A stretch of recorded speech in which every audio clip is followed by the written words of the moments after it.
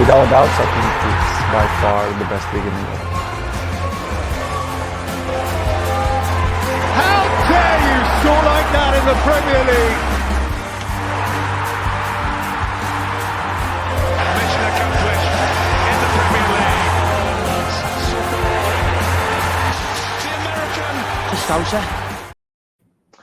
Hello, everyone, and welcome to another edition of American Scouser TV's Premier League show. We come to you following match week 15. We did not have a show during match week 14, as it happened on Tuesday, Wednesday this week, and we didn't have a chance to put together a program.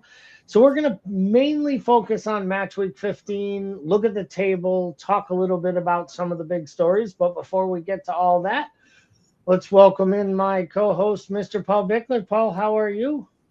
What's going on? Happy Monday, everybody. I guess it will be later in the week by the time this broadcast, and you will have survived Monday or not survived Monday like me. Clearly, Paul has had himself a long week already, and it's only just begun. Speaking of a long week, might have been a long yet short week for Dan Ashworth. So maybe the shock news of the day was waking up to Dan Ashworth being out as technical director and director of football at Manchester United. A mere 5 months and $3 million worth of compensation later, Ineos has decided they've already, need to fire the second guy that they gave a contract to in the last 5 months. So the graphic said, ultimately what to make of this. So, Paul, let's start with Ashworth in this. Obviously, it was a huge story in the football world when they convinced Newcastle to let him go. It was a major deal. It basically felt like this was the guy that Ineos had earmarked as the man to bring United back to the forefront. And 5 months later, he's let go pretty sacrimoniously by all accounts, with some kind of undermining factors. So let's start with you. One, was it a good hire? What went wrong?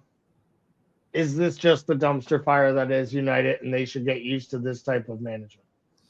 So I will start with the giant disclaimer that I do not have a whole lot of intimate knowledge behind what goes on from a business standpoint at Manchester United. So just from the outside looking at this, I think the main thing to me is, A, I've got to figure out who will hire me for 5 months, $3 million. And second of all, I think the timing of the hire is weird to me. If you know that you're going to go a different direction from a management standpoint in terms of who's going to be coaching and managing that side, which clearly, I think we can all agree at that point in the time that he was hired, Ten Hag was probably on borrowed time. So to me, that sounds like, hey, you either brought him in to go find your next coach and be a part of bringing that coach in, or you very short-sightedly hired a guy that you thought was going to be a big player in how your club ran, and then hired a manager that didn't gel with that, right? So one of those two things happened. You either brought him in on it, understanding that he was going to come in and help this side do this hire from a short standpoint, and then let him go, which based on the money spent and based on the caliber of executive they got there, I don't think that's what happened. To me, this seems like you hired the guy 6 months too soon. And I don't really know. It just doesn't make a lot of sense to me that you'd bring him in and let him go unless there was something that was a deal breaker for the Amorim transition. Yeah, ultimately they brought him in, they get him out of Newcastle. They basically had to go to a tribunal with Newcastle. Newcastle didn't want to let him out of his contract. He basically bought himself out of his contract for $3 million. So you pay the guy $3 million of your own money to get out of his current contract. Then you bring him in. You let him buy the players all summer. You tell him that he has carte blanche. You then force him to give Ten Hag a job when, by all accounts, he wanted Ten Hag out in the summer. Ineos didn't want to pay the extra freight on Ten Hag. So they keep Ten Hag. He didn't want Ten Hag. And then when it comes time to hiring a manager, now, I'd say that hiring Gareth Southgate is probably a fireable offense. And he wanted to hire Southgate. So if that's really true and he wanted Southgate and they wanted to moor him, and that's why there was the fallout. But then you have this whole Sir Jim Radcliffe angle, which is that he was Sir Jim's guy. Yet as soon as he kind of got to the job, he realized he wasn't going to be the yes man that Sir Jim wanted. So therefore he had to go. So I guess my question to you is everybody at United, all the United supporters I know were all excited when Sir Jim Radcliffe, because a guy who loved the club, was going to take over. And the Glazers were no longer going to be in charge. Should maybe the United fan be questioning or tempering their excitement? Because we've now basically witnessed in 6 months that Ineos is doing at United exactly what they did at Nice. And there isn't a single supporter at Nice that would tell you that they think that organization, that Ineos has run that club well. I mean, they gave a lame duck manager an extension and then fired him 4 months into the season. They brought in a director of football and fired him 4 months into the season.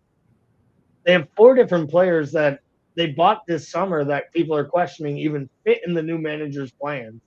Like, could this be worse?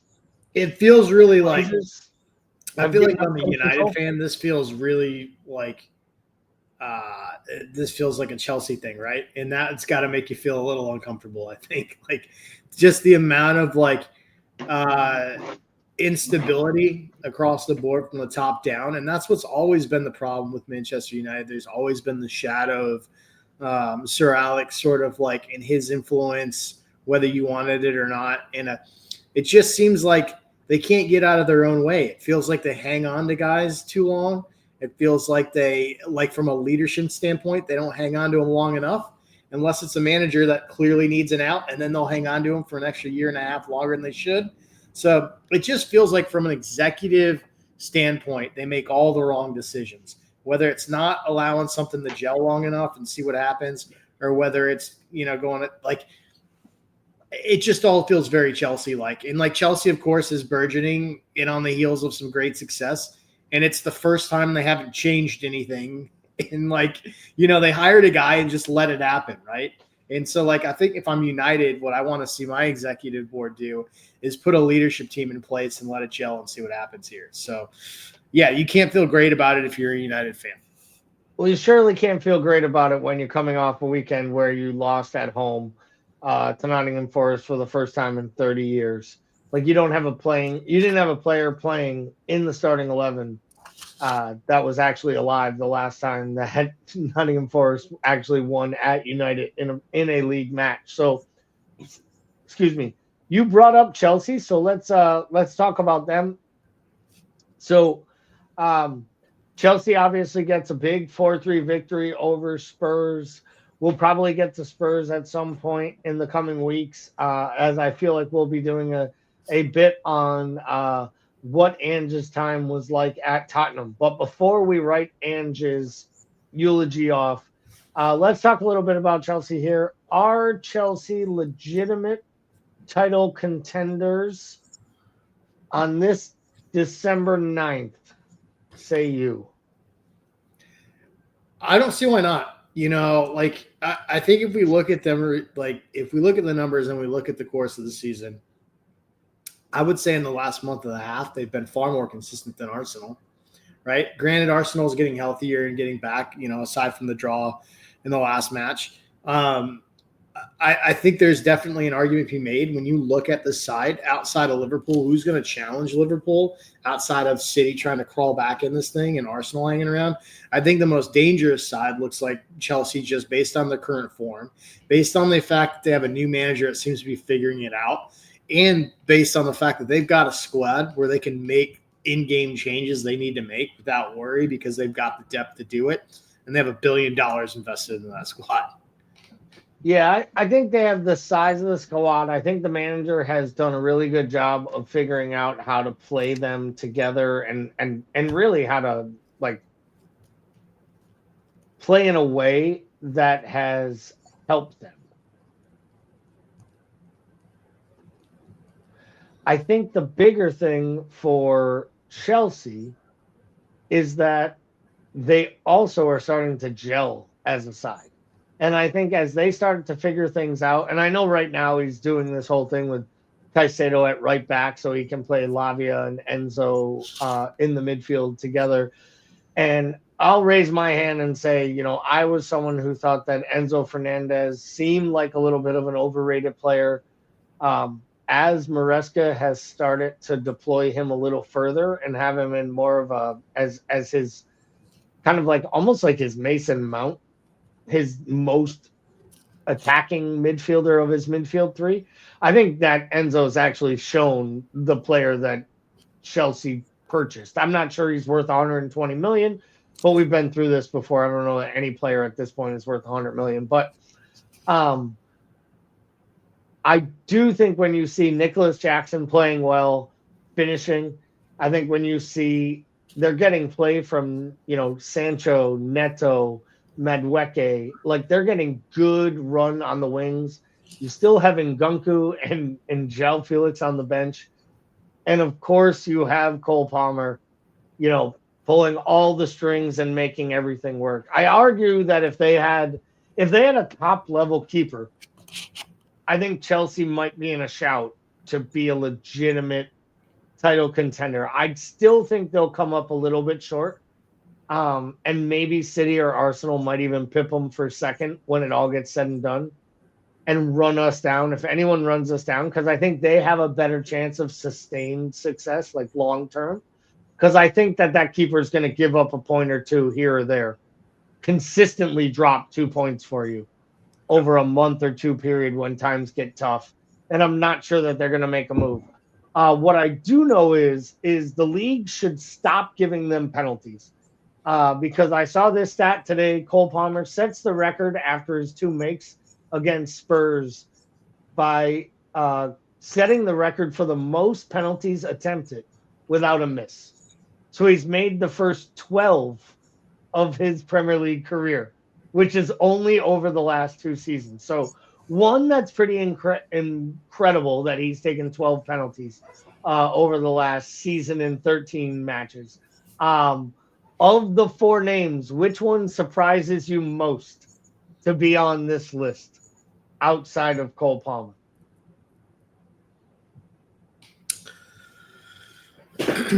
Probably Neves, just because I think of his, like when I think of Ruben Neves, I think of a 30-yard screamer from like midfield that just top bins it. That's what I think of him. I don't really think of him as a PK taker. What kind of blows my mind is that Jimenez and Neves basically spent their entire time together at Wolves, and there were still 16 Premier League penalties for them to take, and each make 8 of their first 8. Like, that to me kind of jumped out at me. Like, I feel like this must be like Ruben Neves took the first 5, then Jimenez took the next 8. Then he smashed his head off David Luiz, and Neves got the next 3 before he went off to Saudi Arabia, and no one's seen him since. Like, he went into the witness protection program. So what do you think it is about Cole Palmer that makes him so calm and collective that for such a young man, I mean, a guy who basically, it shocked me when he took that penalty last year for Chelsea. I think it was his first match, and they got a penalty, and Pochettino sent him to the spot. Like, do you think it genuinely is managers and players alike know he is too dumb to be worried about the pressure? I don't know about that, man. I mean, the kid's got a pedigree, right? He came up through the City Academy as their crown gem, and he was seeing first-team minutes in the City side that was absolutely dominant before they decided, they could get some money for him and move him and address him in the transfer market. I don't know if I buy into that. I think he's probably just got insane technique, and he's a player right now with supreme confidence. Like, everything is flowing through him. He's scoring, he's assisting, they're winning. I just think he's got a ton of confidence right now. And I do think he's got what all those great players have in any sport, where he just honestly backs himself anytime he has it. Do you think that City side wishes maybe they still had the they'd hand back the 32 million or 35 million or whatever it was happily back to Chelsea right now if they could have that player in their side as they're looking for an offensive weapon to play off of Haaland or with Haaland, behind Haaland, create for Haaland, or do anything to help them score a goal outside of, well, Erling Haaland? Yeah, I know that City side would like him back. Like, I don't think anybody needs to guess. Yeah. The crazy part is I'm not sure Pep wants him back, and I think that's why he ended up leaving. And I know Pep can say all the time, oh, we just wanted him to say he wanted to stay and fight for his spot. I'm not really sure he did, because he didn't really do anything to keep the player, because God knows he's gotten on his hands and basically begged players to stay, whether it was Kyle Walker, Bernardo Silva, Ederson this past offseason. Like, he's done it in the past. Mahrez, when he wanted to leave. Like, I think that's revisionist history on Pep's part. And I think it's classic Pep kind of running the narrative through the media.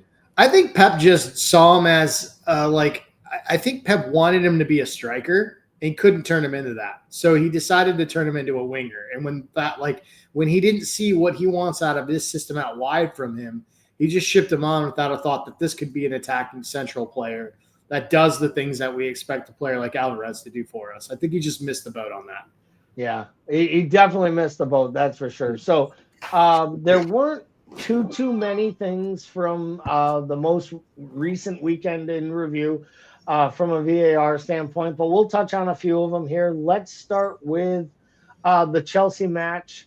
Kulusevski, potential red card. I don't know if you saw this match, Paul. Yeah. Late in the first half, injury stoppage time, I believe it was, Kulusevski gets a pretty brutal elbow across Lavia's jaw. They go to the VAR. It's a potential red. Anthony Taylor called a foul but gave no additional punishment on the field and was basically right in front of him. I think that had a lot to do with it. There's been some mixed opinion on this one for sure. In the reviews of everything this weekend, what did you see in that play? What was your thoughts on how VAR handled the situation? Yeah, I mean, my thought on it is that it's a referee who doesn't want to make a red card decision and wants VAR to call him to the booth to take a look at it. And I think that didn't happen, right? And the cards, you didn't see a yellow here because the yellow is not reviewable. So, I felt like he was really asking for somebody to bail him out and help him out, and he never got it. I think it's a red all day. I think in any league in Europe, it's a red outside of the Premier League. Yeah, I think it should have been called a red on the field in live time. I think it was kind of, you could see it. I do agree with you. I think he wants to be sent over. The fact he isn't allows him to skate from it. The fact he doesn't even give it yellow makes me just question the sanity of it all. I thought it was poignant. One of the articles I read today in preparing for the show talked about how you're allowed to take into account instances of intent, right? And the fact that as he goes up with the elbow, he has a completely clenched fist in the right hand lets you know, nobody has ever thrown an elbow to hit someone in the face with an open hand. Right. You don't do it. Because if you are targeting someone, you center, you close your hand and you go. When you're running and you're Raheem Sterling, you just hit somebody with your elbow because your hands flail and flap like a dinosaur or something. You're like a pterodactyl running down the wing. But I don't think there was any question that there was intent on that. I don't think there's any question. And he actually connects with the player. You don't even have to connect if there's intent. But the fact that he does connect just makes me feel like it should be a red all day.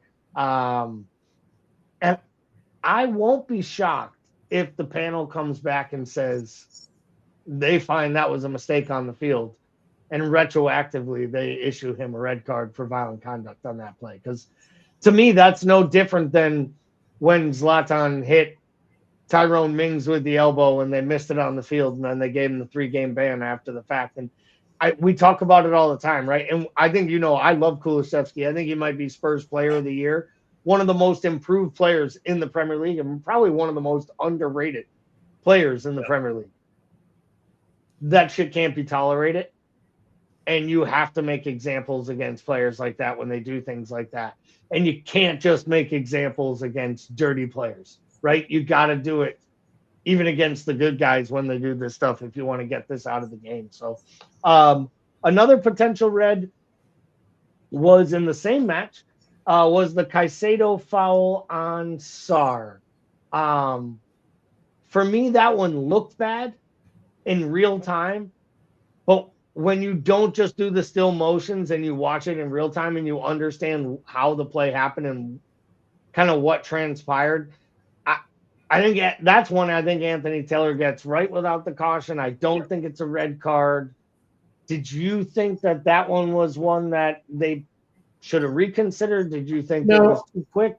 I agree with you, and I think it's one of the best examples of where using a still shot of a situation versus the sequence of events in time with motion.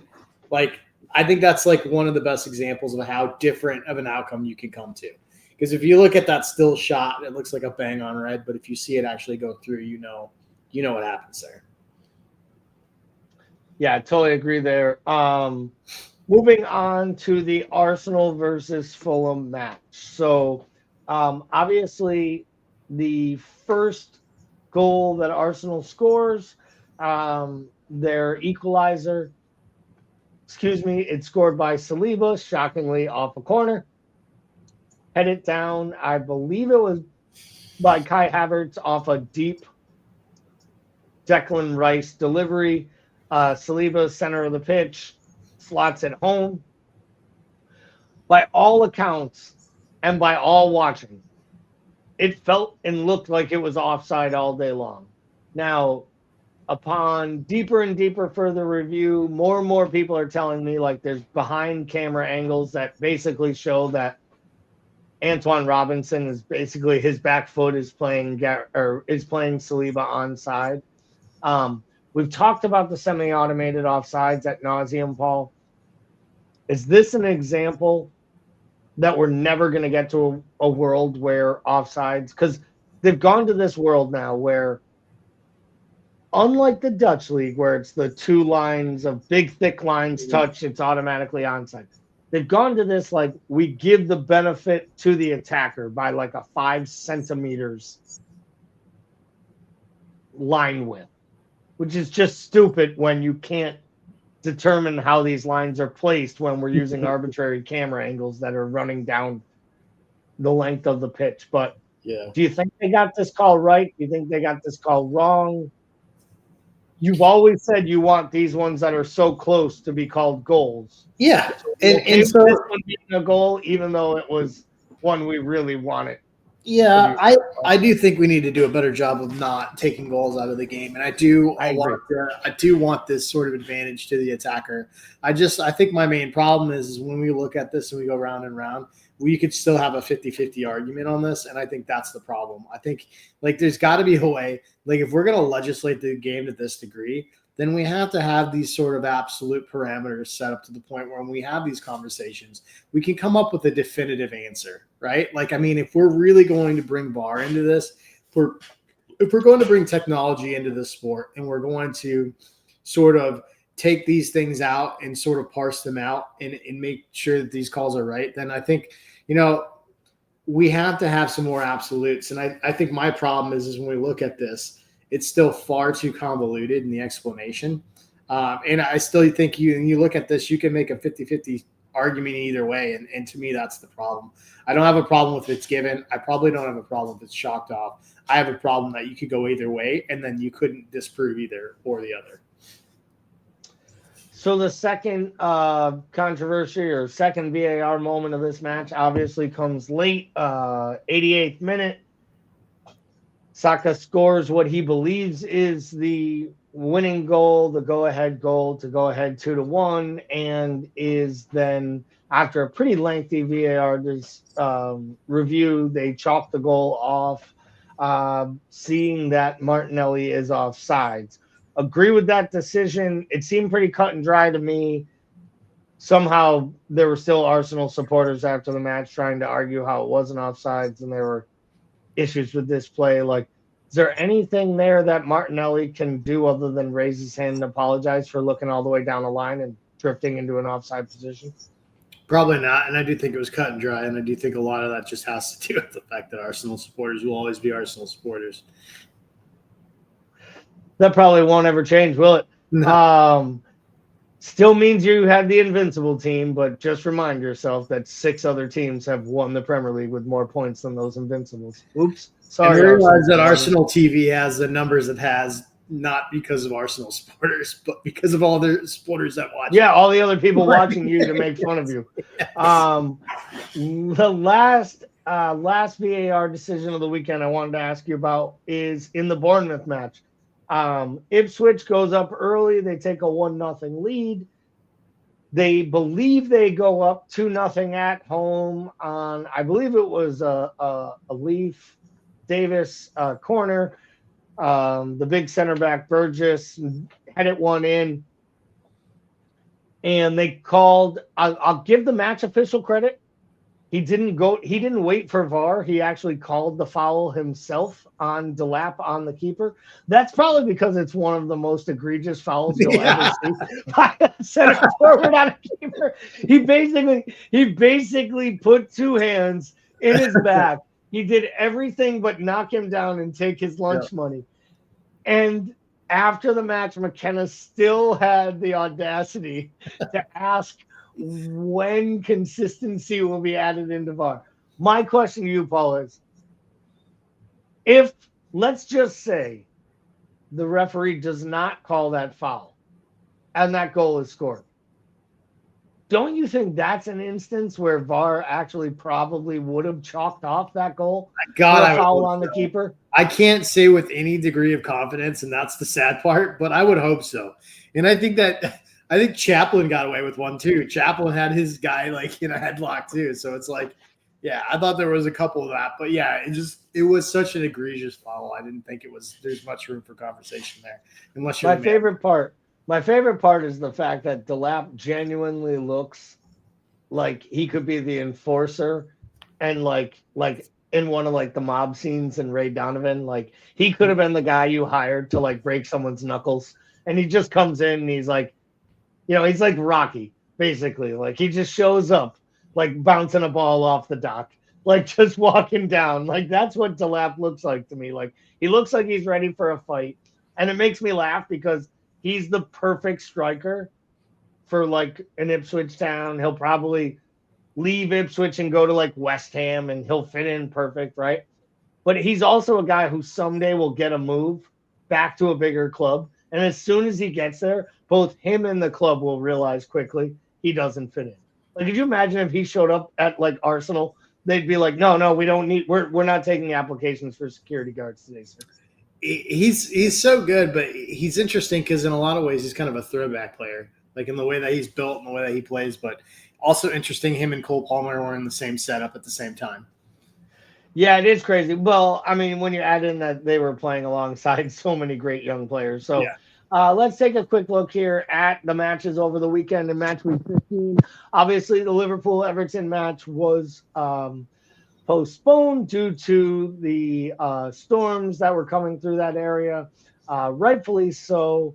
We had the big one we talked about a little bit earlier, Forest upsetting United. Maybe that's an upset, maybe not. At United, but really taking it to them. Villa with a 1-0, not convincing victory over Southampton. But let's talk about Crystal Palace and City. Paul, was this more about City's woes, their problems with rotation, or is Palace just starting to figure it out again under the manager that did such a good job to end last season? And this is not to take anything away from Palace. I am just not ready to I'm not ready to get on board with the fact that Palace has figured this out. Here's what I do think Palace has figured out. I do think they've figured out something against City because this is a side that can consistently get a result against City, which is pretty impressive. And I do think a lot of what they do as a counterattacking side does sort of play into what you need to do to beat City. I think it's a combination of them having a setup that City struggles against, and a combination of City with a lot of moving parts that are just struggling in general right now, whether it's old ass De Bruyne or the inability to get Haaland rolling in a way where the system is really flowing through them. I mean, I still am not convinced. Like, this is a side that continues to put Mateus Nunes out there, not months after they basically were begging people to take him during the summer. So, I mean, I just think there's a lot of things going on at City that are not happening right for this. And then I think it's that combination, and Palace just always giving them fits, I think, is what I would put up for this 2-2.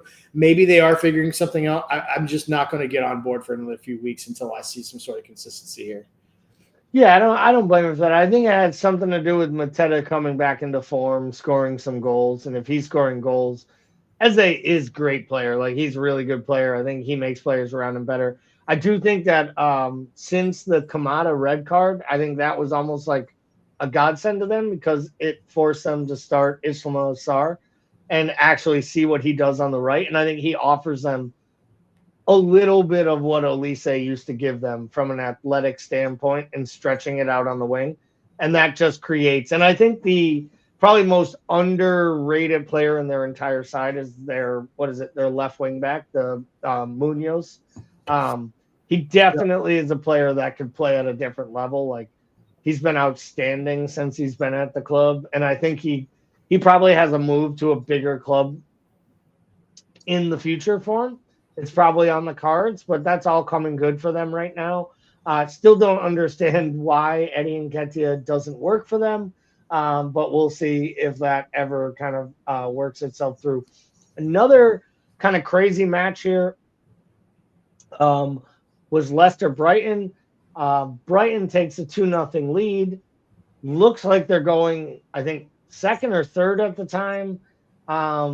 I'm not even kidding when I say this. I literally went and took a shower, and I came back, and it was 2-2. Yeah. And I thought to myself, it's like the most Brighton thing that could ever happen is to take a 2-0 lead where you're dominating the entire match. Should have scored 4 in the first half. You scored 2. And then you give up basically 2 in stoppage time. I guess I'll ask you my normal question, Paul. Is this more about Brighton's shortcomings, or is this a little bit about the new manager bounce and Ruud getting things right? Because I have to say, Leicester have responded in the couple of matches that Ruud has been in charge. Right. It'd be unfair not to say they haven't, especially a team that we questioned were basically dead in the water because they had a funeral for their manager while he was still breathing alive with a job. Yeah, so I'll give you the old Jamie. I think it's actually both. I think there's some renewed energy with this Leicester squad with the new manager, with Ruud coming in. But I also think, I think the effort is still there at that point in the match because of the new manager. I think it's able to happen because Brighton is so volatile. Like, they remind me a little bit of Liverpool last year, where like they're so up and down and they're so wide open at times that they can really be susceptible to getting snuck and getting hit with a quick goal. And then I think from that, like, it's just a matter of like keeping your head. And I think Brighton has shown this year that with being wide open and with conceding in short order, they can get their head spun a little bit. And I think that they just, like, all the talent that's on that squad, the one thing that really strikes me is that squad doesn't seem to be as mature as it should be, given some of the age and experience of the players in that side. And so, like, I mean, I'd like to see them do better there, but I just think it's a combination of that new manager bounce, having the effort there, and then Brighton just being so volatile throughout the season. Yeah, I do agree with you. I think it's a little bit of both. Today's match, West Ham, we didn't touch on the Mikel Antonio news. I don't know how you talk about something when you don't really have any news on it, right, other than really sorry for him and his family. I know when it first happened, the first thing that went through my mind was, I know that he's had issues with driving. Like I think he's had like 2 or 3 like massive speeding issues and a drunk driving while he's been in England, both at Crystal Palace and West Ham. So I hope none of that had anything to do with it. It sounds like, I hate to say it, but it sounds like he was just a really arrogant professional athlete driving ridiculously fast in a vehicle that he probably wasn't qualified to drive.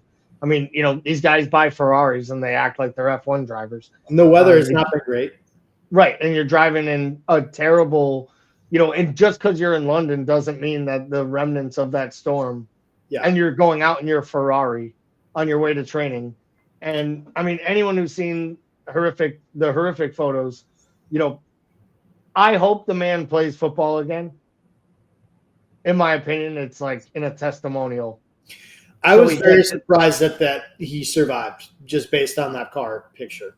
Like, I couldn't believe it. Yeah. It just proves, you know what it proves? It proves how well these vehicles are engineered these days. That you can sustain a vehicle crash like that. And he's very lucky, right? And all power to him. And I'm sure there was some, I'll guarantee, because he comes across as a player, that if he was on your team, you would love him. See, he works his ass off. Mm-hmm. He works for his teammates. He seems like a good guy. And he's been there a long time. And they came out and responded today in what some dubbed as El Sacico. So let me ask you, do you believe this was the end of Gary O'Neill? And should Wolves be thinking about making a move? Because if we take a quick look at the bottom of the table, they are now rooted on 19th with 9 points, even with Ipswich Town, and 4 points behind Palace and 5 points behind Leicester and Everton. I mean,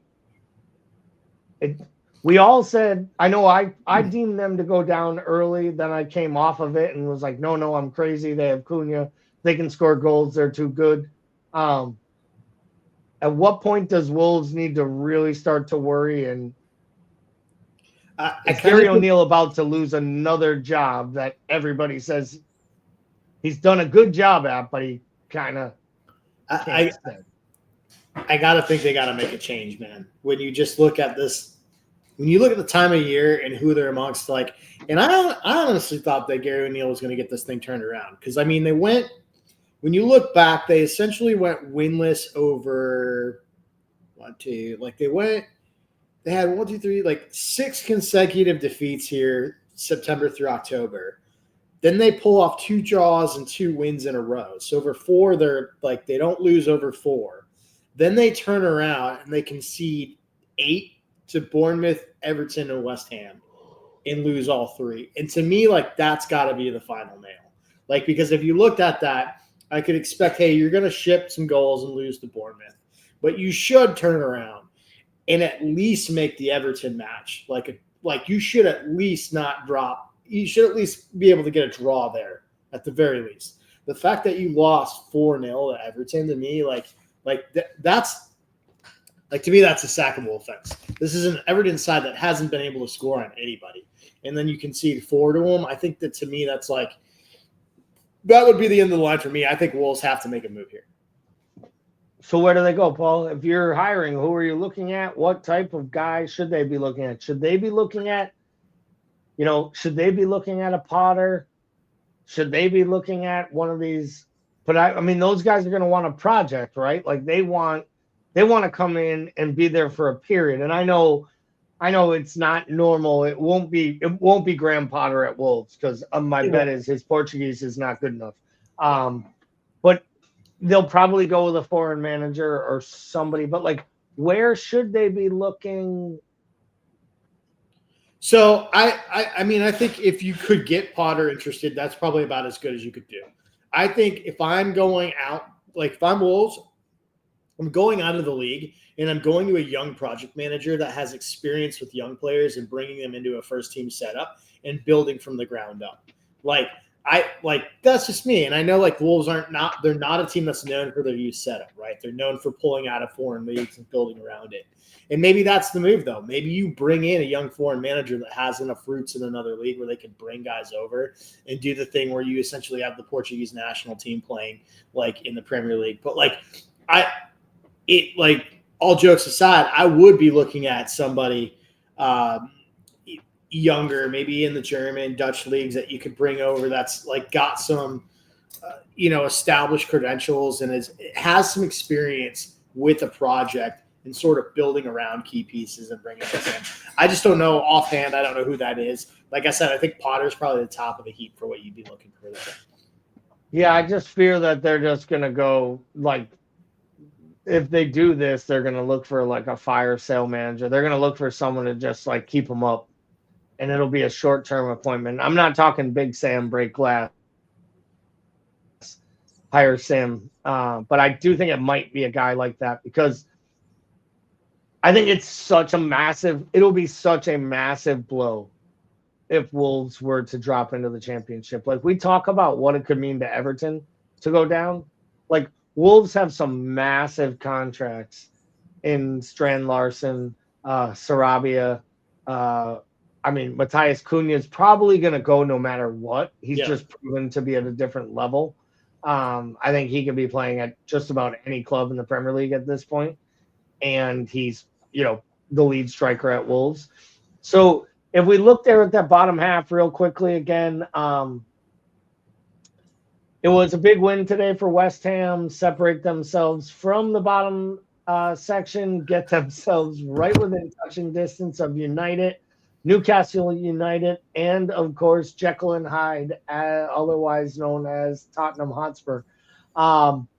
If I asked you of those teams, Spurs, Newcastle, Manchester United, West Ham United, which of those four teams has the best chance to turn a corner, go on a run with the talent they have, the side that they're built on, and sustain some type of a fight to get themselves back up the table, maybe into a European spot or at least 7th or 8th in this league before the end of the year?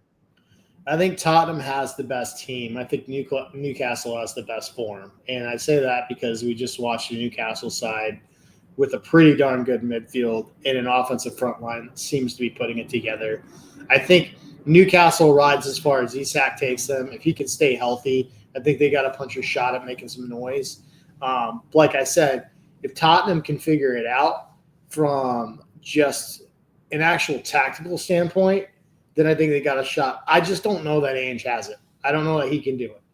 Well, that was what I was going to ask you. So if you say that, so would your argument be that do you believe that they're in a situation where if Ange goes, there's a chance that they could make a sustained run to really rebound? Because they're a result or two away, and they're results they should have gotten, to be honest. 2-0 lead at home against Chelsea, home against Ipswich. I mean, these are matches that if you get results in them, they're sitting second or third right now. They're the ones people are questioning today. So legit title shot. I think so, yes. But I think if you're a Spurs fan, you have to be realistic and understand that there's a distinct possibility that you fire Ange, hire a manager, and get worse.